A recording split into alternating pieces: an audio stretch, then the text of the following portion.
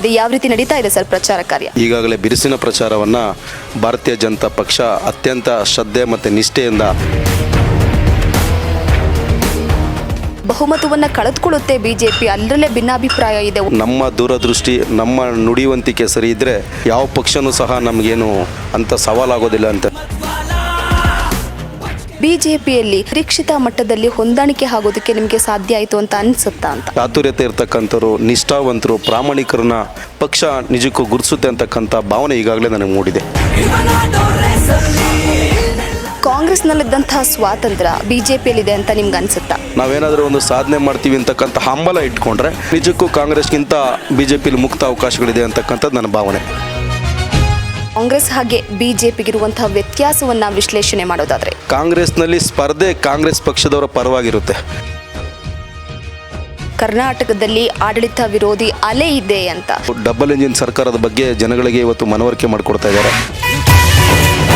R K Ramesh ಅವ್ರಿಗೂ ಕೂಡ ticket ಸಿಕ್ಕಿತ್ತು, ಆದರೆ ಎಲ್ಲೋ ಒಂದು ಕಡೆ ಸೋತಿದ್ರು ಕೂಡ ಸಿಂಪತಿ ಕ್ರಿಯೇಟ್ ಆದರೆ ಈ ಬಾರಿ ಎಂ ಕೃಷ್ಣಪ್ಪನವರಿಗೆ ದೊಡ್ಡ ಹೊಡೆತ ಕೊಡಬಹುದು ಅನ್ನೋ. ಬೆಂಗಳೂರು ದಕ್ಷಿಣದಲ್ಲಿ ಮತ್ತೊಮ್ಮೆ ಭಾರತೀಯ ಜನತಾ ಪಕ್ಷ ವಿಜಯ ಪಥಕ್ಕೆ ನಾರಿಸುತ್ತೆ. ಎಷ್ಟು ಮತಗಳ ಅಂತರದಲ್ಲಿ ನೀವು ಕೃಷ್ಣಪ್ಪನವರನ್ನ ಗೆಲ್ಲಿಸ್ಕೊಂಡು ಬರ್ತೀರಾ ಹಾಗಿದ್ರೆ? ಕನಿಷ್ಠ ಪಕ್ಷ 50,000ಕ್ಕೂ ಅಧಿಕ ಮತಗಳ ಅಂತರದಿಂದ ಎಂ ಕೃಷ್ಣಪ್ಪನವರು ಈ ಸಲ ಶಾಸಕರಾಗಿ ಆಯ್ಕೆ ಆಗ್ತಾರೆ.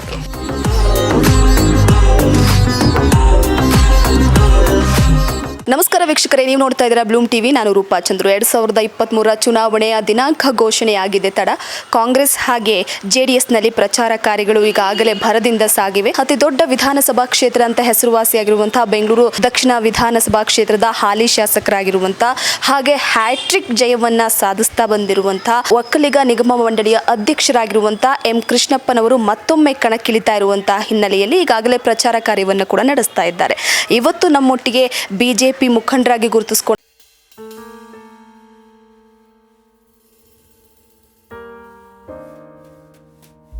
ಪಡೆದುಕೊಂಡಿರುವಂತಹ ಜಿಗಣಿ ಪುನೀತ್ ಅವರು ನಮ್ಮೊಟ್ಟಿಗಿದ್ದಾರೆ. ಬನ್ನಿ ಅವರನ್ನ ಕಾರ್ಯಕ್ರಮಕ್ಕೆ ವೆಲ್ಕಮ್ ಮಾಡೋಣ. ಬೆಂಗಳೂರು ದಕ್ಷಿಣ ವಿಧಾನಸಭಾ ಕ್ಷೇತ್ರದಲ್ಲಿ ಎಂ ಕೃಷ್ಣಪ್ಪ ಅವರ ಅಲೆ ಯಾವ ರೀತಿ ಇದೆ, ಹಾಗೆ ಚುನಾವಣಾ ಪ್ರಚಾರ ಯಾವ ರೀತಿ ಸಾಗ್ತಾ ಇದೆ ಅನ್ನುವಂಥದ್ದನ್ನ ಅವ್ರ ಹತ್ರನೇ ತಿಳಿಯೋಣ. ಸರ್ ನಮಸ್ತೆ, ಹೇಗಿದ್ದೀರಾ ಸರ್? ಚೆನ್ನಾಗಿದ್ದೀನಿ ಸರ್. 2023 ಚುನಾವಣೆಯ ದಿನಾಂಕ ಘೋಷಣೆಯಾಗಿದೆ, ಯಾವ ರೀತಿ ನಡೀತಾ ಇದೆ ಸರ್ ಪ್ರಚಾರ ಕಾರ್ಯ? ಅನ್ಯ ಪಕ್ಷಗಳಿಗೆ ಹೋಲಿಕೆ ಮಾಡಿಕೊಂಡ್ರೆ ಬೆಂಗಳೂರು ದಕ್ಷಿಣ ವಿಧಾನಸಭಾ ಕ್ಷೇತ್ರದಲ್ಲಿ ಈಗಾಗಲೇ ಬಿರುಸಿನ ಪ್ರಚಾರವನ್ನು ಭಾರತೀಯ ಜನತಾ ಪಕ್ಷ ಅತ್ಯಂತ ಶ್ರದ್ಧೆ ಮತ್ತು ನಿಷ್ಠೆಯಿಂದ ಈಗಾಗಲೇ ಒಂದು ಸುತ್ತಿನ ಪ್ರಚಾರ ಕಾರ್ಯ ಮುಗಿಸಿದ್ದೀವಿ ಅಂತ ಹೇಳಿದ್ರೆ ತಪ್ಪಾಗಲಾರದು ಅಂತೇಳಿ ಭಾವಿಸ್ತೀನಿ. ನೀವು ಕಾಂಗ್ರೆಸ್ಸನ್ನು ತೊರೆದು ಬಿಜೆಪಿ ಸೇರ್ಪಡೆಯಾಗಿ ಹತ್ತತ್ರ 1.5 ವರ್ಷ ಆಯಿತು ಅಂತ ಅನಿಸುತ್ತೆ. ಬಂದ ತಕ್ಷಣವೇ ಸಾಕಷ್ಟು ದೊಡ್ಡ ಸವಾಲು ಕೂಡ ನಿಮಗೆ ಎದುರಾಯಿತು. ಬಿಜೆಪಿಯ ಪುರಸಭೆಯಲ್ಲಿ ಕೂಡ ಸದಸ್ಯರಾದ್ರಿ, ಮತ್ತೊಂದು ಕಡೆ ಎಲ್ಲೋ ಒಂದು ಕಡೆ ಬಿಜೆಪಿಯಲ್ಲಿ ನಿರೀಕ್ಷಿತ ಮಟ್ಟದಲ್ಲಿ ಹೊಂದಾಣಿಕೆ ಆಗೋದಕ್ಕೆ ನಿಮಗೆ ಸಾಧ್ಯ ಆಯಿತು ಅಂತ ಅನಿಸುತ್ತಾ ಅಂತ?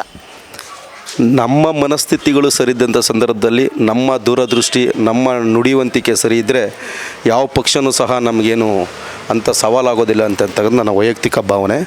ಆದರೆ ಕಾಂಗ್ರೆಸ್ಗೂ ಬಿ ಜೆ ಪಿಗೂ ಸಾಕಷ್ಟು ವ್ಯತ್ಯಾಸಗಳಿದೆ. ವಿದ್ಯಾವಂತರು, ಎಲ್ಲೋ ಒಂದು ಕಡೆ ಚಾತುರ್ಯತೆ ಇರ್ತಕ್ಕಂಥವ್ರು, ನಿಷ್ಠಾವಂತರು, ಪ್ರಾಮಾಣಿಕರನ್ನ ಪಕ್ಷ ನಿಜಕ್ಕೂ ಗುರುತಿಸುತ್ತೆ ಅಂತಕ್ಕಂಥ ಭಾವನೆ ಈಗಾಗಲೇ ನನಗೆ ಮೂಡಿದೆ. ಸರ್, ಬಿಜೆಪಿಗೆ ಬಂದ ನಂತರ ಪುನೀತ್ ಅವರ ದಿನಚರಿ ಬದಲಾವಣೆ ಆಯಿತು ಅಂತ ಅನಿಸುತ್ತಾ ನಿಮಗೆ? ಅಲ್ಲ, ಖಂಡಿತವಾಗ್ಲೂ ಎಲ್ಲೋ ಒಂದು ಕಡೆ ಬಿ ಜೆ ಪಿಗೆ ಭಾರತೀಯ ಜನತಾ ಪಕ್ಷಕ್ಕೆ ನಾನು ಪಾದಾರ್ಪಣೆ ಮಾಡಿದಂಥ ನಂತರದಲ್ಲಿ ಏನು ಶಿಸ್ತಿನ ಪಕ್ಷ ಅಂತ ನಾವು ಹೇಳ್ತೀವಿ, ಶಿಸ್ತನ್ನು ಕಾಯ್ಕೊಳ್ಬೇಕಾಗುತ್ತೆ. ಪಕ್ಷದ ಕಾರ್ಯಚಟುವಟಿಕೆಗಳಲ್ಲಿ ದಿನನಿತ್ಯ ಭಾಗವಹಿಸಬೇಕಾಗುತ್ತೆ. ಪಕ್ಷ ನಮಗೊಂದಷ್ಟು ಜವಾಬ್ದಾರಿಗಳನ್ನು ಕೊಟ್ಟಾಗ ಜವಾಬ್ದಾರಿಗಳನ್ನು ನಾವು ಪ್ರಾಮಾಣಿಕತೆಯಿಂದ, ಶ್ರದ್ಧೆಯಿಂದ ನಡ್ಕೊಳ್ಬೇಕಾಗುತ್ತೆ. ಮತದಾರರ ನಾಡಿಮಿಡಿತವನ್ನು ಹಿಡಿಯೋ ನಿಟ್ಟಿನಲ್ಲಿ, ಅವರ ನಾಡಿಮಿಡಿತವನ್ನು ಮಾಡೋ ನಿಟ್ಟಿನಲ್ಲಿ ಸಾಕಷ್ಟು ಒಂದಷ್ಟು ಕಾರ್ಯವೈಖರಿ ಕಾಂಗ್ರೆಸ್ಗೂ ಮತ್ತು ಬಿ ಜೆ ಪಿಗೂ ಸಾಕಷ್ಟು ವ್ಯತ್ಯಾಸಗಳಿದೆ. ನಮ್ಮ ದಿನಚರಿಯೂ ಸಹ ಬದಲಾಗಿದೆ. ಕಾಂಗ್ರೆಸ್ನಲ್ಲಿದ್ದಂತಹ ಸ್ವಾತಂತ್ರ್ಯ ಬಿಜೆಪಿಯಲ್ಲಿದೆ ಅಂತ ನಿಮ್ಗೆ ಅನಿಸುತ್ತಾ? ಅಲ್ಲ, ಖಂಡಿತವಾಗಲಿದೆ. ಪ್ರಾಮಾಣಿಕತೆ ಇದ್ದು ನಿಷ್ಠೆಯಿಂದ ನಾವು ದುಡಿತೀವಿ, ಪಕ್ಷಕ್ಕೆ ಒಂದಷ್ಟು ಸೇವೆ ಮಾಡ್ತೀವಿ, ನಾವೇನಾದರೂ ಒಂದು ಸಾಧನೆ ಮಾಡ್ತೀವಿ ಅಂತಕ್ಕಂಥ ಹಂಬಲ ಇಟ್ಕೊಂಡ್ರೆ ನಿಜಕ್ಕೂ ಕಾಂಗ್ರೆಸ್ಗಿಂತ ಬಿ ಜೆ ಪಿಲಿ ಮುಕ್ತ ಅವಕಾಶಗಳಿದೆ ಅಂತಕ್ಕಂಥದ್ದು ನನ್ನ ಭಾವನೆ. ಪುನೀತ್ ರವರ ಪ್ರಕಾರ ಕಾಂಗ್ರೆಸ್ ಹಾಗೆ ಬಿಜೆಪಿಗಿರುವಂತಹ ವ್ಯತ್ಯಾಸವನ್ನು ವಿಶ್ಲೇಷಣೆ ಮಾಡೋದಾದರೆ ಏನು ಹೇಳ್ತೀರಾ? ಕಾಂಗ್ರೆಸ್ ಮತ್ತು ಬಿ ಜೆ ಪಿಗೆ ಎಲ್ಲೋ ಒಂದು ಕಡೆ ತುಲನೆ ಮಾಡಿದಂಥ ಸಂದರ್ಭದಲ್ಲಿ ಕಾಂಗ್ರೆಸ್ನಲ್ಲಿ ಸ್ಪರ್ಧೆ ಕಾಂಗ್ರೆಸ್ ಪಕ್ಷದವರ ಪರವಾಗಿರುತ್ತೆ. ಯಾರು ಕಾಂಗ್ರೆಸ್ನಲ್ಲಿ ಅತಿ ಹೆಚ್ಚು ಬೆಳೀಲಿಕ್ಕೆ ಪ್ರಯತ್ನ ಪಡ್ತಾರೆ ಅವ್ರನ್ನ ಕಾಲೆಳೆಯಲಿಕ್ಕೆ ಅಲ್ಲಿರ್ತಕ್ಕಂಥ ಒಂದಷ್ಟು ಜನರ ಗುಂಪು ಅಲ್ಲಿ ಎಲ್ಲೋ ಒಂದು ಕಡೆ ಸ್ಪರ್ಧೆ ಏರ್ಪಟ್ಟು ಪಕ್ಷನೂ ಬೆಳೀಲಿಕ್ಕೆ ಬಿಡೋದಿಲ್ಲ, ನಾಯಕರನ್ನು ಬೆಳೆಸೋದಕ್ಕೆ ಎಲ್ಲ ಒಂದು ಕಡೆ ಸ್ವತಂತ್ರ ಇಲ್ಲ ಅಂತಕ್ಕಂಥ ಭಾವನೆ ಕಾಡುತ್ತೆ. ಇಲ್ಲಿ ಮುಕ್ತವಾಗಿ ಏನಪ್ಪ ಅಂತಂದರೆ ನಾವೇನೋ ಒಂದು ಶ್ರಮವನ್ನು ಮಾಡ್ತೀವಿ, ಒಂದು ಶ್ರದ್ಧೆಯಿಂದ ಕೆಲಸ ಮಾಡಿದಾಗ ಆ ಕೆಲಸವನ್ನು ಗುರುಸ್ತಕ್ಕಂಥ ಕೆಲಸವನ್ನು ಮೇಲಿನ ಮಟ್ಟದಲ್ಲಿರ್ತಕ್ಕಂಥ ನಾಯಕರುಗಳು ಗುರುತಿಸೋಂಥ ಸಂದರ್ಭದಲ್ಲಿ ಆಗಿರ್ಬೋದು, ನಮ್ಮ ಪ್ರಾಮಾಣಿಕತೆಯನ್ನು ಅವರು ಪ್ರಶಂಸೆ ಮಾಡಿದಂಥ ಸಂದರ್ಭದಲ್ಲಿ ನಮಗೆ ಮುಕ್ತವಾದ ಸ್ವಾತಂತ್ರ್ಯವನ್ನು ಕೊಟ್ಟು ನೀವು ಒಂದು ಕೆಲಸ ಮಾಡೋಕ್ಕೆ ಅರ್ಹರಿದ್ದೀರಿ, ನಿಮ್ಮ ಕೈಯಲ್ಲಿ ಆಗುತ್ತೆ, ನೀವು ಮಾಡಿ ಅಂತಕ್ಕಂಥ ಬೆಂಬಲ ಸಿಗುತ್ತಲ್ಲ, ಅಲ್ಲೆಲ್ಲೋ ಒಂದು ಕಡೆ ಇನ್ನಷ್ಟು ಉತ್ಸಾಹದಿಂದ ಕೆಲಸ ಮಾಡಬೇಕು, ಇನ್ನಷ್ಟು ಶ್ರದ್ಧೆಯಿಂದ ಪಕ್ಷ ಕಟ್ಟ ಕೆಲಸ ಮಾಡೋಣ, ಇನ್ನಷ್ಟು ಚುನಾವಣೆಗಳನ್ನು ಮಾಡೋಣ, ಪ್ರಾಮಾಣಿಕತೆಯಿಂದ ಪಕ್ಷಕ್ಕೆ ಕೆಲಸ ಮಾಡೋಣ ಅಂತಕ್ಕಂಥ ಭಾವನೆ ಇಲ್ಲಿ ಸಹಜವಾಗೇ ಬರುತ್ತೆ. ಈ ಬಾರಿಯ ಅಂದರೆ 2023ರ ಚುನಾವಣೆ ಬಿಜೆಪಿಗೆ ಒಂದು ರೀತಿಯ ಪ್ರತಿಷ್ಠೆಯ ಕಣವಾದರೆ ಬೆಂಗಳೂರು ದಕ್ಷಿಣ ವಿಧಾನಸಭಾ ಕ್ಷೇತ್ರವನ್ನು ತನ್ನ ವಶಕ್ಕೆ ಪಡೆದುಕೊಳ್ಳಲೇಬೇಕು ಅನ್ನಂತ ಕಾಂಗ್ರೆಸ್ ಕೂಡ ಈಗ ಹಠಕ್ಕೆ ಬಿದ್ದಿದೆ. ಏನು ಹೇಳ್ತೀರಾ ನೀವು? ಎಲ್ಲೋ ಒಂದು ಕಡೆ ಅವರು ಹಗಲುಗನಸು ಕಾಣ್ತಿದ್ದಾರೆ ಅಂತೇಳಿ ಭಾವಿಸ್ತೀನಿ. ಕಾರಣ ಭಾಳ ಬೇರು ಮಟ್ಟದಲ್ಲಿ ಬೆಂಗಳೂರು ದಕ್ಷಿಣ ವಿಧಾನಸಭಾ ಕ್ಷೇತ್ರದಲ್ಲಿ ಭಾರತೀಯ ಜನತಾ ಪಕ್ಷ ತನ್ನದೇ ಆದಂಥ ಯುವಕರ ಸಮೂಹವನ್ನು, ಮತದಾರರ ಸಮೂಹವನ್ನು ಹೊಂದಿ ಮತದಾರರನ್ನ ಯಾವ ರೀತಿ ಗುರುತಿಸಬೇಕು, ಮತದಾರನ ಯಾವ ರೀತಿ ಓಲೈಕೆ ಮಾಡ್ಕೊಳ್ಬೇಕು, ಯಾವ ರೀತಿ ಗುಂಪುಗಾರಿಕೆ ಇಲ್ಲದೆ ಸಂಘಟನೆ ಮಾಡಬೇಕು ಅನ್ನೋದನ್ನು ಭಾರತೀಯ ಜನತಾ ಪಕ್ಷ ಈಗಾಗಲೇ ತೋರಿಸಿದೆ. ಕಾಂಗ್ರೆಸ್ನಲ್ಲಿ ಅವ್ರ ಗುಂಪುಗಾರಿಕೆನ ರೆಡಿ ಮಾಡಿಕೊಂಡು ಅಭ್ಯರ್ಥಿ ಕಣಕ್ಕಿಳಿದ ನಂತರನೇ ಮೇ 10 ಚುನಾವಣೆಯಲ್ಲಿ ಫಲಿತಾಂಶ ಬಂದ ನಂತರ ಗೊತ್ತಾಗುತ್ತೆ ಬೆಂಗಳೂರು ದಕ್ಷಿಣ ವಿಧಾನಸಭಾ ಕ್ಷೇತ್ರದಲ್ಲಿ ಮತದಾರರು ಯಾರ ಪರ ಇದ್ದಾರೆ, ಯಾರಿಗೆ ಬೆಂಬಲ ಕೊಡ್ತಾರೆ ಅಂತಕ್ಕಂಥದ್ದನ್ನು ನಾವು ಕಾಣ್ಬೋದು. ಯಾವೆಲ್ಲ ಅಂಶಗಳನ್ನು ನೀವು ಇಟ್ಕೊಂಡು ಮತದಾರರ ಬಳಿ ಹೋಗ್ತಾ ಇದ್ದೀರಾ ಸರ್ ಮತಯಾಚನೆ ಮಾಡೋದಕ್ಕೆ? ಜನಪ್ರಿಯ ಶಾಸಕರಾಗಿ ಸುಮಾರು 3 ಬಾರಿ ಶಾಸಕರಾಗಿ ಬೆಂಗಳೂರು ದಕ್ಷಿಣ ವಿಧಾನಸಭಾ ಕ್ಷೇತ್ರದಲ್ಲಿ ತನ್ನದೇ ಆದಂಥ ಒಂದು ಕಾರ್ಯವೈಖರಿಯನ್ನು, ತನ್ನದೇ ಆದಂಥ ಒಂದು ಯುವ ಸಮುದಾಯವನ್ನು, ತನ್ನದೇ ಆದಂಥ ಒಂದು ನಾಯಕರ ಸಮುದಾಯವನ್ನು ಜೊತೆಯಲ್ಲಿ ಇಟ್ಕೊಂಡು ಇವತ್ತೇನು ಅಭಿವೃದ್ಧಿ ಕಾರ್ಯಗಳನ್ನು ಮಾಡಿದ್ದಾರೆ. ಕಳೆದ 6 ತಿಂಗಳು ಮತ್ತು 1 ವರ್ಷದಲ್ಲಿ ಆತನಿಗೆ ಸಿಕ್ಕಿರ್ತಕ್ಕಂಥ ಜನಪ್ರಿಯ ಶಾಸಕರಿಗೆ ಸಿಕ್ಕಿರ್ತಕ್ಕಂಥ ಅವಕಾಶವನ್ನು ಸದುಪಯೋಗಪಡಿಸ್ಕೊಂಡು ಕ್ಷೇತ್ರದಾದ್ಯಂತ ಕೆರೆಗಳ ಅಭಿವೃದ್ಧಿ ಆಗಿರ್ಬೋದು, ಕಾಂಕ್ರೀಟ್ ರಸ್ತೀಕರಣ ಆಗಿರ್ಬೋದು, ಡಾಂಬರೀಕರಣ ಆಗಿರ್ಬೋದು, ಒಳಚರಂಡಿ ವ್ಯವಸ್ಥೆ ಆಗಿರ್ಬೋದು, ಕುಡಿಯೋ ನೀರಿನ ವ್ಯವಸ್ಥೆ ಆಗಿರ್ಬೋದು, ಅನೇಕ ಆ ಕ್ಷೇತ್ರದ ವ್ಯಾಪ್ತಿಯಲ್ಲಿ ಬರ್ತಕ್ಕಂಥ ಮೂಲ ಸೌಕರ್ಯಗಳ ಅಭಿವೃದ್ಧಿಗೆ ಏನೆಲ್ಲ ಪಣಪಟ್ಟು ತೊಟ್ಟು ಕೆಲಸವನ್ನು ಮಾಡಬೇಕು ಆ ಕೆಲಸವನ್ನು ಮಾಡಿದ್ದಾರೆ. ಅವರ ಅಭಿವೃದ್ಧಿ ಕಾರ್ಯಗಳು ನಮಗೆ ಶ್ರೀರಕ್ಷೆ. ಅವರೇನೆಲ್ಲ ಕೆಲಸ ಮಾಡಿದ್ದಾರೆ, ನರೇಂದ್ರ ಮೋದಿರವರ ಕಾರ್ಯವೈಖರಿ, ಇವತ್ತು ರಾಜಕೀಯ ಚಾಣಕ್ಯ ಅಂತ ಕರೀತಕ್ಕಂಥ ಅಮಿತ್ ಶಾ ಅವರ ನೇರ ನುಡಿಯುವಂತಿಕೆ ಮತ್ತು ನಮ್ಮ ರಾಜ್ಯದ ಬಸವರಾಜ ಬೊಮ್ಮಾಯಿರವರ ನಾಯಕತ್ವವನ್ನು ನಾವು ಮುಂದೆ ಇಟ್ಕೊಂಡು ಈಗಾಗಲೇ ಯಡಿಯೂರಪ್ಪಜಿಯವರು ಸಹ ರಾಜ್ಯದಲ್ಲಿ ಕಾರ್ಯೋನ್ಮುಖರಾಗಿದ್ದಾರೆ. ಅವರ ಮಾರ್ಗದರ್ಶನದಲ್ಲಿ ಚುನಾವಣೆಯ ಒಂದಷ್ಟು ರಣರಂಗವನ್ನು ನಾವು ಸಹ ಒಂದಷ್ಟು ಬದಲಾವಣೆಗಳನ್ನು ಮಾಡಿ ಈ ಮತದಾರನ ಓಲೈಕೆ ಮಾಡಲಿಕ್ಕೆ ಯಾವ ರೀತಿ ಪ್ರಯತ್ನ ಪಡಬೇಕು, ಜನಪ್ರಿಯ ಶಾಸಕರಾಗಿರ್ತಕ್ಕಂಥ ಕೃಷ್ಣಪ್ಪನವರ ಅಭಿವೃದ್ಧಿ ಕಾರ್ಯಗಳು ಶ್ರೀರಕ್ಷೆಗೆ ಇಟ್ಕೊಂಡು ಮತದಾರನ ಓಲೈಸ್ತಕ್ಕಂಥ ಕೆಲಸವನ್ನು ಪ್ರಾಮಾಣಿಕವಾಗಿ ಮಾಡ್ತೀವಿ. ಸರ್, ಬೆಂಗಳೂರು ದಕ್ಷಿಣದಲ್ಲಿ ಕಳೆದ ಬಾರಿ ಅಂದರೆ ಪುರಸಭೆಯಲ್ಲೂ ಕೂಡ ಅಧಿಕಾರವನ್ನು ಕಳೆದುಕೊಂಡಿತ್ತು ಬಿಜೆಪಿ. ಅದಾದ ನಂತರವಾಗಿ ಎಲ್ಲೋ ಒಂದು ಕಡೆ ಈ ಬಾರಿಯ ಚುನಾವಣೆ ಬಾರಿ ಪ್ರತಿಷ್ಠೆಯ ಕಣವಾಗಿದೆ, ಕೇಸರಿ ಬಾವುಟವನ್ನು ಆರಿಸಲೇಬೇಕು ನೀವು. ಸೊ ಎಲ್ಲೋ ಒಂದು ಕಡೆ ಯಾವ ರೀತಿ ಸರಿ ಮಾಡ್ಕೊಳ್ತೀರಾ ಇದೆಲ್ಲವನ್ನು ನೀವು ಅಂತ? ಸ್ಥಳೀಯವಾಗಿ ಆಗಿರ್ತಕ್ಕಂಥ ವ್ಯತ್ಯಾಸಕ್ಕೂ ವಿಧಾನಸಭಾ ಕ್ಷೇತ್ರದ ಚುನಾವಣೆಗೂ ತುಲನೆ ಮಾಡಲಿಕ್ಕೆ ಸಾಧ್ಯ ಇಲ್ಲ ಅಂತಕ್ಕಂಥದ್ದು ನನ್ನ ವೈಯಕ್ತಿಕ ಭಾವನೆ. ಸ್ಥಳೀಯವಾಗಿ ಕೆಲವೊಂದು ವ್ಯತ್ಯಾಸಗಳಿತ್ತು, ಅದನ್ನು ಪಕ್ಷ ಈಗಾಗಲೇ ಬದಲಾವಣೆ ಮಾಡಿಕೊಂಡಿದೆ. ವ್ಯತ್ಯಾಸಗಳನ್ನು ಸರಿಪಡಿಸ್ಕೊಳ್ಳೋ ನಿಟ್ಟಲ್ಲಿ ಒಂದಷ್ಟು ಪ್ರಾಮಾಣಿಕ ಪ್ರಯತ್ನ ಮಾಡಿದೆ. ಜಿಗಣಿಯ ಮತದಾರರ ನಾಡಿ ಮಿಡಿತವನ್ನು ಹಿಡಿಲಿಕ್ಕೆ, ಜಿಗಣಿಯ ಕಾರ್ಮಿಕರು ಹೊರಭಾಗದಿಂದ ಬಂದು ನೆಲೆಸಿರ್ತಕ್ಕಂಥ ಅನ್ಯ ರಾಜ್ಯದ ಕಾರ್ಮಿಕರನ್ನು ಯಾವ ರೀತಿ ಓಲೈಕೆ ಮಾಡಬೇಕು, ಜಿಗಣಿಯ ಸ್ಥಳೀಯ ಮತದಾರನ ಯಾವ ರೀತಿ ಓಲೈಕೆ ಮಾಡಬೇಕು, ಜಿಗಣಿಯ ದೂರದೃಷ್ಟಿಯಿಂದ ಜಿಗಣಿಯ ಅಭಿವೃದ್ಧಿಗೆ ಪೂರಕವಾಗಿ ಬಿಜೆಪಿ ಯಾವ ರೀತಿ ಸ್ಪಂದಿಸಬೇಕಂತಕ್ಕಂಥ ಒಂದು ದೂರದೃಷ್ಟಿ ಇಟ್ಕೊಂಡು ಈಗಾಗಲೇ ಜಿಗಣಿಯ ಮತದಾರರ ನಾಡಿ ಮಿಡಿತವನ್ನು ಹಿಡಿದು ಕಳೆದ ಬಾರಿ ಏನು ಪುರಸಭೆ ಚುನಾವಣೆಯಲ್ಲಿ ವ್ಯತ್ಯಾಸ ಆಯಿತು ಆ ವ್ಯತ್ಯಾಸವನ್ನು ಸರಿದೂಗಿಸ್ಕೊಂಡು ಮತದಾರನ ಓಲೈಕೆ ಮಾಡಿ ಈ ಬಾರಿ ಜಿಗಣಿ ಪುರಸಭೆ ವ್ಯಾಪ್ತಿಯಲ್ಲಿ ಬಿಜೆಪಿಗೆ ಬಹುಮತ ಕೊಡೋ ನಿಟ್ಟಿನಲ್ಲಿ ಮತದಾರನ ಓಲೈಸ್ಕೊಳ್ತಕ್ಕಂಥ ಕೆಲಸವನ್ನು ಪ್ರಾಮಾಣಿಕವಾಗಿ ಮಾಡ್ತಿದ್ದೀವಿ.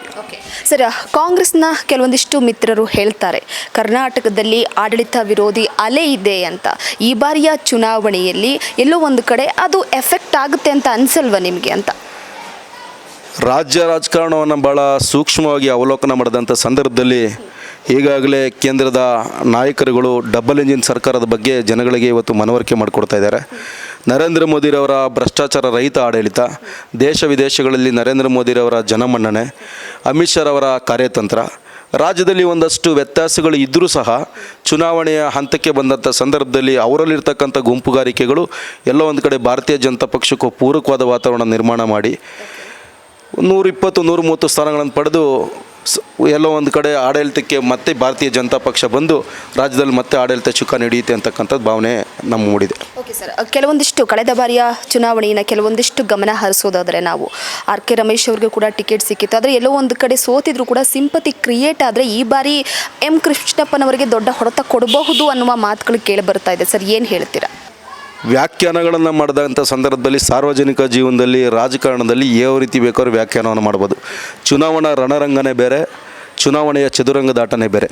ಎಲ್ಲ ಒಂದು ಕಡೆ ಸಿಂಪತಿ ಇದೆ, ಇನ್ನೊಂದಿದೆ ಅನ್ನೋಕ್ಕಿಂತ ಅವ್ರಿಗಿಂತ ಹೆಚ್ಚಿನ ಕೆಲಸ ಮಾಡಿದಂಥ ಒಂದಷ್ಟು ಅಭ್ಯರ್ಥಿಗಳು ಸಹ ಕಣದಲ್ಲಿರೋದ್ರಿಂದ. ಆಮೇಲೆ ಈಗಾಗಲೇ ಬೆಂಗಳೂರು ದಕ್ಷಿಣ ವಿಧಾನಸಭಾ ಕ್ಷೇತ್ರದ 574 ಬೂತ್ಗಳು ದೊಡ್ಡ ಬೃಹದಾಕಾರವಾಗಿರತಕ್ಕಂಥ ಒಂದು ವಿಧಾನಸಭಾ ಕ್ಷೇತ್ರ. ಚುನಾವಣೆ ಅಭ್ಯರ್ಥಿಯನ್ನು ಘೋಷಣೆ ಮಾಡಲಿಕ್ಕೆ ಸಾಕಷ್ಟು ಗೊಂದಲಗಳು ಇವತ್ತು ನಿರ್ಮಾಣ ಆಗಿ ಇನ್ನೂ ಅಭ್ಯರ್ಥಿನೇ ಘೋಷಣೆ ಮಾಡಲಿಲ್ಲ. ಆದಂಥ ಕೆಲವೊಂದಷ್ಟು ಅವ್ರಿಗೇನೋ ಸಪೋರ್ಟಿಂಗ್ ಕ್ಯಾರೆಕ್ಟರ್ಸ್ ಇದೆ ಅಂತ ಅವರೇನು ಹೇಳ್ಕೊತಾರೆ. ಅದಕ್ಕಿಂತ ಹೆಚ್ಚಿನ ಸಪೋರ್ಟಿಂಗ್ ಕ್ಯಾರೆಕ್ಟರ್ಸ್ ನಮ್ಮ ಶಾಸಕರಾದಂಥ ಕೃಷ್ಣಪ್ಪನವರಿಗೆ ಹೆಚ್ಚಾಗಿದೆ. ಹಾಗಾಗಿ ಬೆಂಗಳೂರು ದಕ್ಷಿಣದಲ್ಲಿ ಮತ್ತೊಮ್ಮೆ ಭಾರತೀಯ ಜನತಾ ಪಕ್ಷ ವಿಜಯ ಪಥಕ್ಕೆ ನಾರಿಸುತ್ತೆ. ಮತ್ತೊಮ್ಮೆ ಕೃಷ್ಣಪ್ಪನವರು 4ನೇ ಬಾರಿಗೆ ಶಾಸಕರಾಗಿ ಆಯ್ಕೆಯಾಗೋದು ಬಹುತೇಕ ಖಚಿತ ಅಂತೇಳಿ ಭಾವಿಸ್ತೀನಿ. ಸರ್, ಈಗ ಜಿಗಣಿಯಲ್ಲಿ ಮಿಶ್ರಿತ ಜನಾಂಗದವರಿದ್ದಾರೆ, ಕೈಗಾರಿಕೆ ಅತಿ ಹೆಚ್ಚಾಗಿದೆ, ಹೊರ ರಾಜ್ಯದವರೇ ಅತಿ ಹೆಚ್ಚಾಗಿ ಜಿಗಣಿಯಲ್ಲಿರುವಂಥದ್ದು. ಈ ಫ್ಲೋಟಿಂಗ್ ಪಾಪ್ಯುಲೇಷನ್ ಯಾರ ಪರ ಇದೆ ಅಂತ ನಿಮ್ಗೆ ಅನಿಸುತ್ತೆ ಸರ್? ರಾಷ್ಟ್ರ ನಿರ್ಮಾಣದ ಪರ, ಹಿಂದೂ ಪರ ಮತ್ತು ನರೇಂದ್ರ ಮೋದಿಯವರ ಪರ ಇದೆ ಅಂತೇಳಿ ನನ್ನ ವೈಯಕ್ತಿಕ ಭಾವನೆ. ಕಾರಣ ಇವತ್ತು ರಾಷ್ಟ್ರದ ಭದ್ರತೆ ಮುಖ್ಯ, ಹಿಂದೂಗಳ ಭದ್ರತೆ ಮುಖ್ಯ ಅಂತಕ್ಕಂಥ ಯೋಚನೆ ಮಾಡ್ತಕ್ಕಂಥ ಒಂದು ವರ್ಗ ಇದೆ. ಇವತ್ತು ಇನ್ನೊಂದು ವರ್ಗ ಏನು ಅನ್ಯ ರಾಜ್ಯಗಳಿಂದ ಬಂದು ಉದ್ಯೋಗ ನರ್ಸಿ ಬಂದು ಸ್ಥಳೀಯವಾಗಿ ಕೆಲಸವನ್ನು ಮಾಡಿಕೊಂಡು ಅವ್ರ ಕುಟುಂಬಗಳ ನಿರ್ವಹಣೆ ಮಾಡ್ಕೊಂಡಿರ್ತಕ್ಕಂಥ ಕುಟುಂಬಗಳ ಜೊತೆಯಲ್ಲಿ ಇಲ್ಲಿರ್ತಕ್ಕಂಥ ಅಭಿವೃದ್ಧಿ ಅಥವಾ ಇಲ್ಲಿರ್ತಕ್ಕಂಥ ರಾಜಕೀಯ ವ್ಯವಸ್ಥೆ, ಇಲ್ಲಿರ್ತಕ್ಕಂಥ ನಾಯಕತ್ವದ ಗುಣಗಳು, ಇವತ್ತು ಸರಳ ಸಜ್ಜನಿಕೆ ಇರ್ತಕ್ಕಂಥದ್ದು, ಎಲ್ಲ ಒಂದು ಕಡೆ ಸಂಯಮನ ಕಳ್ಕೊಳ್ಳದೆ ಇರ್ತಕ್ಕಂಥದ್ದು, ಎಲ್ಲ ಒಂದು ಕಡೆ ಸಾಫ್ಟ್ ನೇಚರ್ ಇರ್ತಕ್ಕಂಥದ್ದು, ಎಲ್ಲ ಒಂದು ಕಡೆ ಶಾಸಕರಾದಂಥ ಕೃಷ್ಣಪ್ಪನವ್ರಿಗೆ ಪೂರಕವಾಗಿದೆ ಅಂತಕ್ಕಂಥ ಭಾವನೆ ಅವರಲ್ಲೂ ಬಂದಿದೆ. ಅವ್ರಿಗೂ ಒಂದಷ್ಟು ಕೋವಿಡ್ನ ಸಂದರ್ಭದಲ್ಲಿ ಅವ್ರನ್ನೂ ಸೇವೆ ಮಾಡ್ತಕ್ಕಂಥ ಕೆಲಸಗಳನ್ನು, ಅವ್ರನ್ನೂ ಗುರುಸ್ತಕ್ಕಂಥ ಕೆಲಸಗಳನ್ನು, ಹೊರ ರಾಜ್ಯದಿಂದ ಬಂದು ಇವತ್ತು ಅವರು ಒಂದಷ್ಟು ನೊಂದು ಬೆಂದಂಥ ಸಂದರ್ಭದಲ್ಲಿ ಅವ್ರನ್ನ ಕೈ ಹಿಡಿತಕ್ಕಂಥ ಕೆಲಸವನ್ನು ಪ್ರಾಮಾಣಿಕವಾಗಿ ನಾವೆಲ್ಲರೂ ಸಹ ಕೋವಿಡ್ ಸಂದರ್ಭದಲ್ಲಿ ಮಾಡಿದ್ದೀವಿ. ಅದೆಲ್ಲ ಚುನಾವಣೆ ಸಂದರ್ಭದಲ್ಲಿ ಗಣನೆಗೆ ಬರುತ್ತೆ ಅಂತಕ್ಕಂಥದ್ದು ನನ್ನ ವೈಯಕ್ತಿಕ ಭಾವನೆ. ಹಾಗಾಗಿ ಅನ್ಯ ರಾಜ್ಯಗಳಿಂದ ಬಂದಿರತಕ್ಕಂಥ ನೌಕರರು, ಕಾರ್ಮಿಕ ವರ್ಗ ನಮ್ಮ ಪರ ಇರುತ್ತೆ ಅಂತಕ್ಕಂಥ ಭಾವನೆ ನನಗೆ ಮೂಡಿದೆ. ಸರ್, ಹಾಗಿದ್ರೆ ಕೃಷ್ಣಪ್ಪನವರು ಇನ್ನೂ ಯಾವೆಲ್ಲ ರೀತಿಯ ಅಂಶಗಳನ್ನು ಸರಿ ಮಾಡ್ಕೋಬೇಕು ಅಂತ ಅನಿಸುತ್ತೆ ನಿಮಗೆ? ಸ್ಥಳೀಯವಾಗಿ ರಾಜಕಾರಣ ಅಂತಂದಮೇಲೆ ನಮಗೆ 5 ಬೆರಳು ಒಂದೇ ಸರಿ ಸಮಾನ ಇರೋದಿಲ್ಲ. ಸಾಕಷ್ಟು ವ್ಯತ್ಯಾಸಗಳಿರುತ್ತೆ. ಒಂದು ಕುಟುಂಬದಲ್ಲೇ ವ್ಯತ್ಯಾಸಗಳಿದ್ದಂಥ ಸಂದರ್ಭದಲ್ಲಿ ಬೃಹದಾಗಿರೋದವಾಗಿರ್ತಕ್ಕಂಥ ಒಂದು ಪಕ್ಷ, ಸುಮಾರು 7.5 ಲಕ್ಷಕ್ಕೂ ಅಧಿಕ ಮತದಾರನ ಹೊಂದಿರತಕ್ಕಂಥ ವಿಧಾನಸಭಾ ಕ್ಷೇತ್ರ, ಒಂದಷ್ಟು ವ್ಯತ್ಯಾಸಗಳಿರುತ್ತೆ. ಶಾಸಕರಿಗೆ ಅದೆಲ್ಲ ಮನವರಿಕೆ ಇದೆ. ಶಾಸಕರು ಬುದ್ಧಿವಂತರಿದ್ದಾರೆ. ಶಾಸಕರು ಜನಗಳ ನಾಡಿ ಮಿಡಿತವನ್ನು ಕಂಡಿದ್ದಾರೆ. ರಾಜಕೀಯ ಮುಖಂಡರುಗಳ ನಾಡಿ ಮಿಡಿತ ಗೊತ್ತಿದೆ. 15 ವರ್ಷದಿಂದ ಯಾವ ರಾಜಕಾರಣಿಗಳು, ಯಾವ ಮುಖಂಡರುಗಳು ಏನೆಲ್ಲ ಮಾಡ್ತಾರೆ ಅಂತಕ್ಕಂಥ ನಾಡಿ ಮಿಡಿತವನ್ನು ಭಾಳ ಸ್ಪಷ್ಟವಾಗಿ ಸೂಕ್ಷ್ಮವಾಗಿ ಅವಲೋಕನ ಮಾಡ್ತಕ್ಕಂಥ ಶಕ್ತಿ ಕೃಷ್ಣಪ್ಪನವ್ರಿಗೆ ಅದನ್ನು ಸರಿ ಮಾಡ್ಕೋತಾರೆ. ಕಳೆದ ಬಾರಿಗಿಂತ ಅತಿ ಹೆಚ್ಚು ಮತಗಳ ಅಂತರದಲ್ಲಿ ಗೆಲ್ತಾರೆ ಅಂತಕ್ಕಂಥ ಭಾವನೆ ಇದೆ. ನಿಮ್ಮ ಪ್ರಕಾರ ಸರ್, ನಿಮ್ಮ ಪ್ರಕಾರ ಎಷ್ಟು ಮತಗಳ ಅಂತರದಲ್ಲಿ ನೀವು ಕೃಷ್ಣಪ್ಪನವರನ್ನ ಗೆಲ್ಲಿಸ್ಕೊಂಡು ಬರ್ತೀರಾ? ಹಾಗಿದ್ರೆ ಏನೇ ಸ್ಪರ್ಧೆ ಬಂದರೂ, ಯಾವುದೇ ರೀತಿಯ ಕಠಿಣ ಒತ್ತಡ ಸಂದರ್ಭ ಬಂದರೂ ಕನಿಷ್ಠ ಪಕ್ಷ 50,000ಕ್ಕೂ ಅಧಿಕ ಮತಗಳ ಅಂತರದಿಂದ ಕೃಷ್ಣಪ್ಪನವರು ಈ ಸಲ ಶಾಸಕರಾಗಿ ಆಯ್ಕೆ ಆಗ್ತಾರೆ. ಸರ್, ಪ್ರಧಾನಿ ಮೋದಿಯವರ ಚರಿಷ್ಮಾ ಈ ಬಾರಿಯ ಚುನಾವಣೆಯಲ್ಲಿ ಕೆಲಸ ಮಾಡುತ್ತೆ ಅಂತ ಅನಿಸುತ್ತಾ ನಿಮಗೆ? ಖಂಡಿತವಾಗ್ಲೂ ಅನಿಸುತ್ತೆ. ಇವತ್ತು ಭ್ರಷ್ಟಾಚಾರವಾಗಿರ್ತಕ್ಕಂಥ, ರಹಿತವಾಗಿರ್ತಕ್ಕಂಥ ಆಡಳಿತವನ್ನು ಕೊಟ್ಟು ದೇಶದ ಯುವ ಸಮುದಾಯದ ಜೊತೆಗೆ ನಿಂತ್ಕೊಂಡು ಎಲ್ಲೇ ಹೋದರೂ ಇವತ್ತು ಬೇರೆ ಪಕ್ಷದ ನಾಯಕರುಗಳು ಅಥವಾ ರಾಷ್ಟ್ರೀಯ ನಾಯಕರು ಬರೋಂಥ ಸಂದರ್ಭದಲ್ಲಿ ಇವತ್ತು ಜನ ಸೇರಿಸಲಿಕ್ಕೆ ಹರಸಾಹಸ ಪಡಬೇಕು. ಆದರೆ ನರೇಂದ್ರ ಮೋದಿರವರು ಬರ್ತಾ ಇದ್ದಾರೆ ಅಥವಾ ಅವ್ರ ಕಾರ್ಯವೈಖರಿ, ಅವರ ಭಾಷಣ, ಅವರೆಲ್ಲ ಒಂದು ಕಡೆ ಏನೋ ಮಾಡ್ತಾರೆ ಅಂತಕ್ಕಂಥ ಭಾವನೆ ಇವತ್ತು ಯುವ ಸಮುದಾಯದಲ್ಲಿದೆ. ಇದನ್ನು ನಾವು ಹೆಚ್ಚು ತುಲನೆ ಮಾಡಿದಂಥ ಸಂದರ್ಭ ಇವತ್ತು ಭಾರತ ವಿಶ್ವನೇ ಸಹ ಇವತ್ತು ಹಣದುಬ್ಬರದಲ್ಲಿ ಎಲ್ಲೋ ಒಂದು ಕಡೆ ಪೈಪೋಟಿ ನಡೆಸ್ತಾ ಇದೆ. ಆದರೆ ಭಾರತದಲ್ಲಿ ಅದರ ಎಫೆಕ್ಟಿವ್ ಎಲ್ಲೋ ಒಂದು ಕಡೆ ಕಂಡರೂ ಸಹ ಅದರ ತೀವ್ರತೆ ಕಡಿಮೆ ಇದೆ. ಹಾಗಾಗಿ ಮುಂದಿನ ದಿನಗಳಲ್ಲಿ ಅಭಿವೃದ್ಧಿ ಹೊಂದಿದ ರಾಷ್ಟ್ರಗಳ ಪಟ್ಟಿಗೆ ಭಾರತ ಸೇರಬೇಕಂತಕ್ಕಂಥ ಏನು ಭಾವನೆಯನ್ನು ಇಟ್ಕೊಂಡಿದ್ದಾರೆ ನರೇಂದ್ರ ಮೋದಿಯವರು, ಆ ಭಾವನೆಗೆ ಪೂರಕವಾಗಿ ಎಲ್ಲೋ ಒಂದು ಕಡೆ ಡಿಜಿಟಲ್ಕರಣ ಮಾಡಿ ರಾಷ್ಟ್ರವನ್ನು ಎಲ್ಲೋ ಒಂದು ಕಡೆ ಕೊಂಡೊಯ್ಯಬೇಕಂತಕ್ಕಂಥ ಭಾವನೆಯಲ್ಲಿ ಕೆಲಸ ಮಾಡ್ತಿದ್ದಾರೆ. ಸಾರ್ವಜನಿಕರು ಅದು ಅಭಿವೃದ್ಧಿ ಆಗ್ತಾಯಿದೆಯಾ, ಏನು ಕೆಲಸ ಮಾಡ್ತಿಲ್ಲ ಅಂತಕ್ಕಂಥ ಭಾವನೆ ಈ ಕ್ಷಣಕ್ಕೆ ಬಂದರೂ ಸಹ ಮುಂದಿನ ಪೀಳಿಗೆಗೆ ಇವತ್ತು ಏನು ಮಾಡಿಕೊಟ್ರು, ಏನು ಅಡಿಪಾಯ ಹಾಕ್ಕೊಟ್ಟೋಗಿದ್ದಾರೆ, ಯಾವ ರೀತಿ ಅಭಿವೃದ್ಧಿ ಆಗ್ಬೋದು, ಅಭಿವೃದ್ಧಿ ಹೊಂದಿದ ರಾಷ್ಟ್ರ ಆಗಬೇಕಾದ್ರೆ ಏನೆಲ್ಲ ಮಾನದಂಡ ಇರಬೇಕು, ಅದು ಮುಂದಿನ ಪೀಳಿಗೆಗೆ ಗೊತ್ತಾಗುತ್ತೆ. ಈಗಾಗಲೇ ಅದನ್ನು ದೇಶ ವಿದೇಶಗಳಿಗೆ ಯಾರು ಪ್ರವಾಸ ಹೋಗ್ತಾರೆ, ವಿದೇಶಗಳಲ್ಲಿ ಯಾರು ಭಾರತದಿಂದ ಹೋಗಿ ವಲಸೆ ಹೋಗಿ ಕೆಲಸವನ್ನು ಮಾಡ್ತಿದ್ದಾರೆ, ಅವ್ರಿಗೆ ಇವತ್ತು ನರೇಂದ್ರ ಮೋದಿರವರ ಕಾರ್ಯವೈಖರಿ ಏನು, ಅವರ ಜನಪ್ರಿಯತೆ ಏನು, ಭಾರತ ಅಂದರೆ ಏನು ಅಂತೇಳಿ ಇವತ್ತು ವಿದೇಶಿಗಳಿಗೆ ಗೊತ್ತಾಗಿದೆ. ಹಾಗಾಗಿ ನರೇಂದ್ರ ಮೋದಿರವರ ಜನಪ್ರಿಯತೆ ಕುಂದಿಲ್ಲ ಅಂತಕ್ಕಂಥದ್ದು ನನ್ನ ಭಾವನೆ. ರಾಜ್ಯದಲ್ಲೂ ಸಹ ನರೇಂದ್ರ ಮೋದಿರವರ ನಾಯಕತ್ವದಲ್ಲಿ, ಅಮಿತ್ ಶಾ ಅವರ ರಾಜಕೀಯ ಚಾಣಾಕ್ಷತೆಯಲ್ಲಿ ಈ ಬಾರಿ ಸ್ಪಷ್ಟ ಬಹುಮತದೊಂದಿಗೆ ಭಾರತೀಯ ಜನತಾ ಪಕ್ಷ ಅಧಿಕಾರಕ್ಕೆ ಬರುತ್ತೆ. ಬನ್ನೇರುಘಟ್ಟ ಭಾಗದಲ್ಲಿ ಅತಿ ಹೆಚ್ಚು ಯುವ ಪಡೆಯನ್ನು ಹೊಂದಿದ್ದೀರಾ. ಜಿಗಣಿ ಪುನೀತ್ ಅವರು ಜಿಗಣಿ ಪುರಸಭೆಯ ಸದಸ್ಯರಾಗಿ ಅನುಭವ ಇರುವಂಥವರು, ರಾಜಕೀಯ ಅಂದ್ರೇನು ಅಂತ ಕೂಡ ಗೊತ್ತಿದೆ. ಎಲ್ಲೋ ಒಂದು ಕಡೆ ಕನ್ನಡ ಪರ ಸಂಘಟನೆಯಲ್ಲೂ ಕೂಡ ಅತಿ ಹೆಚ್ಚಾಗಿ ಗುರುತಿಸ್ಕೊಂಡಂಥವ್ರು. ಕನ್ನಡ ಅಂತ ಅಂದರೆ ಸಾಕು ಮುಂದಿರ್ತೀರ. ಈ ಬಾರಿ ಗೆದ್ದೇ ಗೆಲ್ತೀವಿ ಎನ್ನುವಂಥ ವಿಶ್ವಾಸವನ್ನು ಕೂಡ ಆಗ್ಲಿಂದಲೂ ವ್ಯಕ್ತಪಡಿಸ್ತಾ ಇದ್ದೀರಾ. ಮತ್ತೊಮ್ಮೆ ಕೇಳ್ತಾ ಇದ್ದೀನಿ ನಾನು, ಈ ಬಾರಿಯ ಚುನಾವಣೆ ಬಹಳ ಪ್ರತಿಷ್ಠೆಯ ಕಣವಾಗಿರುವಂಥ ಹಿನ್ನೆಲೆಯಲ್ಲಿ ನಿಮ್ಮ ಸಂಘಟನೆ ಯಾವ ರೀತಿಯಾಗಿರುತ್ತೆ, ಕಾರ್ಯಕರ್ತರಿಗೆ ಏನು ಹೇಳೋದಕ್ಕೆ ಇಷ್ಟಪಡ್ತೀರಾ? ಸಂಘಟನೆ ಬೇರೆ, ರಾಜಕಾರಣ ಬೇರೆ. ಸಂಘಟನೆಗೂ ರಾಜಕಾರಣಕ್ಕೂ ಎಲ್ಲೋ ಒಂದು ಕಡೆ ನಾವು ಸರಿಸುಮಾರು 23 ವರ್ಷದಿಂದ ನಾನು ಕನ್ನಡ ಪರ ಸಂಘಟನೆಯಲ್ಲಿ ತಾಲೂಕು ಅಧ್ಯಕ್ಷನಾಗಿ, ಜಿಲ್ಲಾ ಅಧ್ಯಕ್ಷನಾಗಿ, ರಾಜ್ಯ ಉಪಾಧ್ಯಕ್ಷನಾಗಿ ಇವತ್ತು ನಾಡು ನುಡಿ ಹೋರಾಟದ ವಿಚಾರದಲ್ಲಿ ಸುಮಾರು 36ಕ್ಕೂ ಹೆಚ್ಚು ಪ್ರಕರಣಗಳು ನನ್ನ ಮೇಲೆ ದಾಖಲಾಗಿ ಒಂದು ದೊಡ್ಡ ಮಟ್ಟದ ಹೋರಾಟವನ್ನು ಈ ಭಾಗದಲ್ಲಿ ಕೊಟ್ಟು ರಾಜ್ಯ ಮಟ್ಟದ ಎಲ್ಲ ಕನ್ನಡ ಪರ ಹೋರಾಟಗಾರರನ್ನ ಆನೇಕಲ್ ಭಾಗದಲ್ಲಿ ಗಡಿ ಭಾಗಕ್ಕೆ ಪರಿಚಯವನ್ನು ಮಾಡಿಸಿ ಈ ಭಾಗದಲ್ಲಿ ಒಂದಷ್ಟು ಉತ್ತಮವಾಗಿರ್ತಕ್ಕಂಥ ಹೋರಾಟಗಳನ್ನು ಸಾಮಾಜಿಕ ನೆಲೆಗಟ್ಟಿನಲ್ಲಿ ಮಾಡಿ ಈ ಭಾಗದಲ್ಲಿರ್ತಕ್ಕಂಥ ಒಂದಷ್ಟು ಜನತೆಗೆ ನನ್ನ ಪ್ರಾಮಾಣಿಕ ಸೇವೆಯನ್ನು, ಪ್ರಾಮಾಣಿಕವಾಗಿರ್ತಕ್ಕಂಥ ಹೋರಾಟವನ್ನು ಮಾಡಿದ್ದೀವಿ. ಸಂಘಟನೆಗೂ ಹೋರಾಟಗಳಿಗೂ ಎಲ್ಲೋ ಒಂದು ಕಡೆ ಒಂದು ಅವಿನಾಭಾವ ಸಂಬಂಧ ಇದೆ. ರಾಜಕಾರಣಕ್ಕೆ ಅದನ್ನು ತುಲನೆ ಮಾಡಲಿಕ್ಕೆ ಹೋಗೋದಿಲ್ಲ. ಆದರೆ ನನ್ನದೇ ಇರತಕ್ಕಂಥ ವೈಯಕ್ತಿಕ ಯುವ ಪಡೆ ಇದೆ. ವೈಯಕ್ತಿಕವಾಗಿ ನನಗೆ ಒಂದಷ್ಟು ಜನ ಹಿತೈಷಿಗಳಿದ್ದಾರೆ, ಸ್ನೇಹಿತರಿದ್ದಾರೆ. ಅವರೆಲ್ಲರಿಗೂ ಸಹ ನಾನು ಕರೆದು ನನ್ನ ವೈಯಕ್ತಿಕವಾಗಿ ಏನೆಲ್ಲ ಮಾಡಬೇಕು, ಯಾವ ರೀತಿ ರಾಜಕಾರಣವನ್ನು ಮಾಡಬೇಕು, ರಾಜಕಾರಣವಾಗಿ ನಾವೇನು ಇವತ್ತು ಪ್ರೂವ್ ಮಾಡಬೇಕಾಗಿದೆ, ರಾಜಕಾರಣವನ್ನು ಯಾವ ರೀತಿ ಮಾಡಬೇಕಾಗಿದೆ ಅಂತಕ್ಕಂಥದ್ದು ನಾನು ಸಹ ಎಳೆಯಾಗಿ ಇವತ್ತು ರಾಜಕಾರಣವನ್ನು ಕಲೀಲಿಕ್ಕೆ ಪ್ರಯತ್ನ ಪಡ್ತಾ ಇರ್ತಕ್ಕಂಥ ಒಬ್ಬ ಯುವಕ. ನನ್ನದೇ ಆದ ನಿಟ್ಟಿನಲ್ಲಿ ನಾನು ಒಂದಷ್ಟು ಕಾರ್ಯತಂತ್ರಗಳನ್ನು ರೂಪಿಸಿ ಬೆಂಗಳೂರು ದಕ್ಷಿಣ ವಿಧಾನಸಭಾ ಕ್ಷೇತ್ರದಲ್ಲಿ ಯಾವ ರೀತಿ ಕಾರ್ಯಪ್ರವೃತ್ತರಾಗಬೇಕು, ನನ್ನ ಮಾತೃ ಪಕ್ಷದಲ್ಲಿರ್ತಕ್ಕಂಥ ಕೆಲವೊಂದಷ್ಟು ನಾಯಕರುಗಳು ನನಗೆ ಏನೆಲ್ಲ ಮಾಡಿದ್ರು, ಇವತ್ತು ನಾನು ಹೊಸ ಪಕ್ಷಕ್ಕೆ ಬಂದ ಮೇಲೆ ನನ್ನ ನೆಲೆಗಟ್ಟಿನಲ್ಲಿ, ನನ್ನ ಸ್ವಂತಿಕೆಯಲ್ಲಿ, ನನ್ನ ನುಡಿವಂತಿಕೆಯಲ್ಲಿ ನಾನೇನು ಕೆಲಸ ಮಾಡಬೇಕು, ನನ್ನ ಒಂದಷ್ಟು ಜನ ಹಿತೈಷಿಗಳು, ಸ್ನೇಹಿತರ ಜೊತೆಯಲ್ಲಿ ನಾನು ಯಾವ ರೀತಿ ಕಾರ್ಯತಂತ್ರ ಮಾಡಬೇಕಂತೇಳಿ ಈಗಾಗಲೇ ಕಾರ್ಯತಂತ್ರ ಮಾಡ್ತಿದ್ದೀನಿ.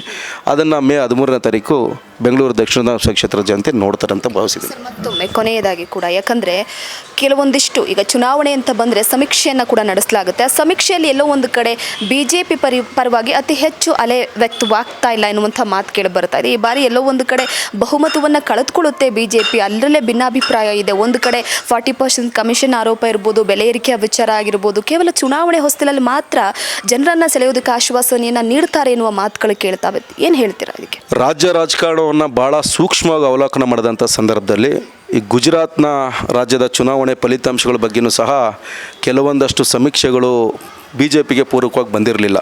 ಆಮ್ ಆದ್ಮಿ ಪಾರ್ಟಿ ಹೋಗುತ್ತೆ, ಗುಜರಾತಲ್ಲಿ ಏನೋ ಒಂದು ಮ್ಯಾಜಿಕ್ ಮಾಡಿಬಿಡುತ್ತೆ, ಕಾಂಗ್ರೆಸ್ಗೆ ಅಲ್ಲಿ ಯಾವುದೇ ರೀತಿಯ ನೆಲೆ ಇಲ್ಲ ಅಂತಕ್ಕಂಥ ಭಾವನೆ ಎಲ್ಲ ರೀತಿ ಇತ್ತು. ಆದರೆ ಇವತ್ತು ಇನ್ನೂ ಸಾಕಷ್ಟು ಚುನಾವಣೆಗೆ ಸಮಯ ಇದೆ. ಇವತ್ತು ನಾವು ಏಪ್ರಿಲ್ನ 10-13 ಆಸ್ಪಾಸ್ನಲ್ಲಿ ನಾವು ಇವತ್ತು ಚರ್ಚೆ ಮಾಡ್ತಿದ್ದೀವಿ. ಮೇ 10ನೇ ತಾರೀಕು ಚುನಾವಣೆ ಇದು. ಇನ್ನೂ 30 ದಿನಗಳ ಕಾಲಾವಧಿಯಲ್ಲಿ ಮತದಾರರ ಮೇಲೆ ಸಾಕಷ್ಟು ಪ್ರಭಾವ ಬೀರತಕ್ಕಂಥ ಕಾರ್ಯಕ್ರಮಗಳು, ಸಾಕಷ್ಟು ಪ್ರಭಾವ ಬೀರತಕ್ಕಂಥ ಚುನಾವಣಾ ಪ್ರಚಾರಗಳು, ಪ್ರಣಾಳಿಕೆಗಳು ಒಂದಷ್ಟು ಜನ ಮತದಾರರಿಗೆ ಎಲ್ಲ ಒಂದು ಕಡೆ ಮನವರಿಕೆ ಆಗುತ್ತೆ.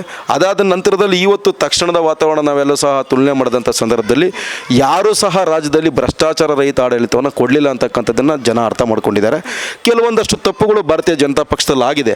ಆದರೆ ಆ ತಪ್ಪುಗಳನ್ನ ತಿದ್ದುಕೊಳ್ತಕ್ಕಂಥ ಪ್ರಯತ್ನವನ್ನು, ತಿದ್ದುವಂಥ ಕೆಲಸವನ್ನು ಕೇಂದ್ರ ಮಾಡ್ತಾ ಇದೆ, ತಿದ್ದುಕೊಳ್ಳುವ ಪ್ರಯತ್ನವನ್ನು ರಾಜ್ಯನೂ ಸಹ ಮಾಡ್ತಾ ಇದೆ. ಹಾಗಾಗಿ ರಾಜ್ಯದಲ್ಲಿ ಒಂದಷ್ಟು ಪ್ರಬಲರಾಗಿರ್ತಕ್ಕಂಥ ನಾಯಕತ್ವ ಇದೆ. ಪ್ರಭಾವವಾಗಿರ್ತಕ್ಕಂಥ ನಾಯಕತ್ವ ಈಗಾಗಲೇ ಅವರೆಲ್ಲರಿಗೂ ಸಹ ಮನವರಿಕೆ ಮಾಡಿಕೊಟ್ಟು ಪಕ್ಷದ ಡ್ಯಾಮೇಜನ್ನು ಕಂಟ್ರೋಲ್ ಮಾಡೋ ನಿಟ್ಟಿನಲ್ಲಿ ಯಾವ ರೀತಿ ಕಾರ್ಯತಂತ್ರ ರೂಪಿಸಬೇಕು, ಚುನಾವಣೆಗೆ ಪ್ರಣಾಳಿಕೆ ಯಾವ ರೀತಿ ಇರಬೇಕು, ಕಾಂಗ್ರೆಸ್ ಮತ್ತು BJPಗೆ ಯಾವ ರೀತಿಯ ವ್ಯತ್ಯಾಸದ ಪ್ರಣಾಳಿಕೆ ಕೊಡಬೇಕು, ಯುವಕರ ಉದ್ಯೋಗದ ಭದ್ರತೆ ದೃಷ್ಟಿಯಿಂದ ಆಗಿರ್ಬೋದು, ರೈತರಿಗೆ ಒಂದಷ್ಟು ಪ್ಯಾಕೇಜ್ ಕೊಡ್ತಕ್ಕಂಥದ್ದಾಗಿರ್ಬೋದು, ವಿಶೇಷವಾಗಿರ್ತಕ್ಕಂಥ ಪ್ಯಾಕೇಜ್ಗಳನ್ನು ಭಾರತೀಯ ಜನತಾ ಪಕ್ಷ ಕೊಡುತ್ತೆ. ಬಿಟ್ಟಿಯಾಗಿರ್ತಕ್ಕಂಥ ಒಂದಷ್ಟು ಉಚಿತ ಕೊಡುಗೆಗಳನ್ನು ಕೊಟ್ಟು ಆರ್ಥಿಕತೆಯನ್ನು ಎಲ್ಲ ಒಂದು ಕಡೆ ಭಂಗ ಮಾಡೋ ನಿಟ್ಟಿನಲ್ಲಿ ಭಾರತೀಯ ಜನತಾ ಪಕ್ಷ ಮಾಡೋದಿಲ್ಲ ಅಂತಕ್ಕಂಥ ಭಾವನೆ ಇದೆ. ಇನ್ನು 30 ದಿನಗಳ ನಿರಂತರ ಕಾರ್ಯ ಚಟುವಟಿಕೆಗಳಿದೆ, ಕಾರ್ಯತಂತ್ರಗಳಿದೆ. ಒಂದಷ್ಟು ಮತದಾರರನ್ನ ಪ್ರಭಾವವನ್ನು ಬೀರಿ ಭಾರತೀಯ ಜನತಾ ಪಕ್ಷ ರಾಜ್ಯದಲ್ಲಿ ಅಧಿಕಾರಕ್ಕೆ ಬರೋಕ್ಕೆ ಯಾವ ರೀತಿ ಕಾರ್ಯತಂತ್ರ ರೂಪಿಸಬೇಕು ಅದನ್ನೆಲ್ಲ ಕೇಂದ್ರದ ನಾಯಕತ್ವ ಮತ್ತು ರಾಜ್ಯ ನಾಯಕತ್ವ ಮಾಡುತ್ತೆ ಅಂತಕ್ಕಂಥದ್ದು ನನ್ನ ಭಾವನೆ. ಕೊನೆಯದಾಗಿ ನಿಮ್ಮ ಕಾರ್ಯಕರ್ತರಿಗೆ, ನಿಮ್ಮ BJP ಕಾರ್ಯಕರ್ತರಿಗೆ ಹಾಗೆ ಮತದಾರ ಬಂಧುಗಳಿಗೆ ಏನು ಹೇಳೋದಕ್ಕೆ ಇಷ್ಟಪಡ್ತೀರಾ? ಒಂದಷ್ಟು ವರ್ಚಸ್ಸನ್ನು ಇಟ್ಟುಕೊಂಡು ನೇರವಾಗಿ ನುಡಿವಂತಿಕೆಯಿಂದ ರಾಜಕಾರಣವನ್ನು ಮಾಡಲಿಕ್ಕೆ ಒಂದಷ್ಟು ಜನ ಯುವ ಸಮುದಾಯ ಬರ್ತಾ ಇದೆ. ರಾಜಕಾರಣ ಅಂತಂದರೆ ಇವತ್ತೆಲ್ಲೋ ಒಂದು ಕಡೆ ಅಸಹ್ಯನಪ್ಪ, ರಾಜಕಾರಣಕ್ಕೆ ಹೋಗ್ಬಾರ್ದು ಅಂತಕ್ಕಂಥ ಭಾವನೆ ಇವತ್ತು ಮೂಡ್ತಕ್ಕಂಥ ಸಂದರ್ಭದಲ್ಲಿ ಒಂದಷ್ಟು ಜನ ಯುವಕರು ಪ್ರಾಮಾಣಿಕತೆಯಿಂದ ಏನೋ ಒಂದು ಸೇವೆಯನ್ನು ಮಾಡಲಿಕ್ಕೆ ಬರ್ತಾರೆ ಅಂತಕ್ಕಂಥ ಭಾವನೆ ಬಂದಾಗ ಜನತೆ ಅವ್ರನ್ನ ಸ್ವೀಕಾರ ಮಾಡಲಿ. ಒಂದಷ್ಟು ಅಭಿವೃದ್ಧಿ ಮಾಡಲಿಕ್ಕೆ ಅವರವರ ಕ್ಷೇತ್ರವನ್ನು, ಅವರವರ ವಾರ್ಡನ್ನು, ಅವರವರ ಗ್ರಾಮಗಳನ್ನು, ಅವರವರ ತಾಲೂಕನ್ನು ಅಭಿವೃದ್ಧಿ ಮಾಡೋ ನಿಟ್ಟಿನಲ್ಲಿ ಒಂದಷ್ಟು ಜನ ಯುವ ಜನತೆ ಇವತ್ತು ಸಹ ಇದೆ. ಅಂಥವರಿಗೆ ಪ್ರಾಮಾಣಿಕರಿಗೆ ಸಹಾಯ ಮಾಡಿ ಈ ಸಾರಿ ಬರ್ತಕ್ಕಂಥ ಚುನಾವಣೆಯಲ್ಲಿ ಭಾರತೀಯ ಜನತಾ ಪಕ್ಷದ ಅಭ್ಯರ್ಥಿ ಎಂ ಕೃಷ್ಣಪ್ಪನವರು ಅಂಥವೆಲ್ಲರೂ ಬೆಂಬಲ ಹರಿಸಿ ಏನು ಅಭಿವೃದ್ಧಿ ಕಾರ್ಯಕ್ರಮಗಳಾಗಿದೆ ಇನ್ನಷ್ಟು ಅಭಿವೃದ್ಧಿ ಕಾರ್ಯಕ್ರಮ ಮಾಡಬೇಕು ಅಂತೇಳಿ ಒಂದು ದೂರದೃಷ್ಟಿ ಇಟ್ಕೊಂಡಿದ್ದಾರೆ. ಅದೆಲ್ಲ ಕಾರ್ಯಕ್ರಮಗಳು ಪೂರ್ಣಗೊಳ್ಳೋ ನಿಟ್ಟಿನಲ್ಲಿ ನೀವೆಲ್ಲರೂ ಸಹ ಸಹಕಾರ ಕೊಡಿ, ಅವರಿಗೆ ಒಂದು ಆಶೀರ್ವಾದ ಮಾಡಿ ಅಂತೇಳಿ ನನ್ನ ಯುವ ಸಮುದಾಯಕ್ಕೆ ಮತ್ತು ಭಾರತೀಯ ಜನತಾ ಪಕ್ಷದ ಎಲ್ಲ ಕಾರ್ಯಕರ್ತರಿಗೂ ಬೇರೆ ಇರತಕ್ಕಂಥ ಎಲ್ಲ ಮತದಾರರು ಸಹ ನಾನು ವೈಯಕ್ತಿಕವಾಗಿ ಮನವಿಯನ್ನು ಮಾಡ್ತೇನೆ. Thank you madam. ನೋಡಿದ್ರಲ್ಲ ವೀಕ್ಷಕರೇ, ಇದಿಷ್ಟು ಪುನೀತ್ ರವರ ಮಾತಾಗಿರುವಂಥದ್ದು. ಈ ಬಾರಿಯ ಚುನಾವಣೆ ಬಹಳ ಪ್ರತಿಷ್ಠೆಯ ಚುನಾವಣೆ ಆಗಿರುವಂತಹ ಹಿನ್ನೆಲೆಯಲ್ಲಿ ಹಲವು ಸಮಾಜಮುಖಿ ಕೆಲಸ ಕಾರ್ಯಗಳು ಯೋಜನೆಗಳೆಲ್ಲವನ್ನ ಕೂಡ ಬಿಜೆಪಿ ನೀಡೋದಕ್ಕೆ ಸಿದ್ಧವಾಗಿದೆ. ಈ ಬಾರಿಯ ಚುನಾವಣೆಯಲ್ಲಿ ಬಿಜೆಪಿಗೆ ಮತಗಳನ್ನು ಹಾಕಿ ಬಹುಮತಗಳ ಅಂತರದಿಂದ ತಮ್ಮ ಶಾಸಕರನ್ನ ಗೆಲ್ಲಿಸಿಕೊಂಡು ಬಂದರೆ ಈ ಒಂದು ವಿಧಾನಸಭಾ ಕ್ಷೇತ್ರದಲ್ಲಿ ಯಾವೆಲ್ಲ ರೀತಿಯ ಅಭಿವೃದ್ಧಿಗಳನ್ನು ಮಾಡಲಾಗುತ್ತೆ ಎನ್ನುವ ವಿಚಾರವನ್ನ ಇಂದಿನ ಬ್ಲೂಮ್ ಟಿವಿಯ ಮುಖಾಂತರವಾಗಿ ಹೇಳಿರುವಂಥದ್ದು. ಕ್ಯಾಮ್ರಾ ಪರ್ಸನ್ ಸೋಮಶೇಖರ್ ಜೊತೆ ರೂಪಾ ಚಂದ್ರು, ಬ್ಲೂಮ್ ಟಿವಿ. ನೀವು ಈ ಕೂಡ ಎಲ್ಲ ನಮ್ಮ ಚಾನಲ್ಗೆ ಸಬ್ಸ್ಕ್ರೈಬ್ ಆಗಿಲ್ಲ ಅಂದರೆ ಸಬ್ಸ್ಕ್ರೈಬ್ ಬಟನ್ ಅನ್ನು ಕ್ಲಿಕ್ ಮಾಡಿ, ಪಕ್ಕದಲ್ಲಿರೋ ಬೆಲ್ ಐಕನ್ ಅನ್ನು ಕ್ಲಿಕ್ ಮಾಡಿ. ನಾವು ಅಪ್ಲೋಡ್ ಮಾಡುವಂತಹ ವಿಡಿಯೋಸ್ ನಿಮಗೆ ನೋಟಿಫಿಕೇಶನ್ ಬರುತ್ತೆ.